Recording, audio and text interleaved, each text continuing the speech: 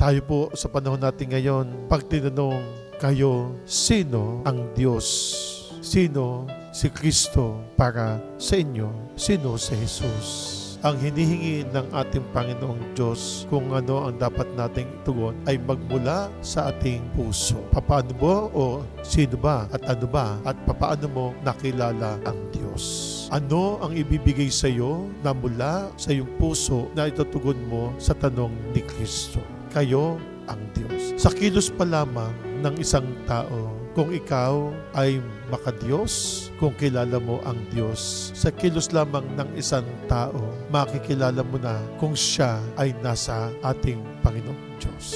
Sa ating pag-iisip na lamang, ikaw mismo, malalaman mo kung sino si Kristo para sa iyo. Sa iyong isipan, sa iyong kalooban, sa iyong pagkatao, sa iyong pagkilos. Makikilala at makikita sa iyong paggalaw ang buhay ng ating Panginoong Diyos.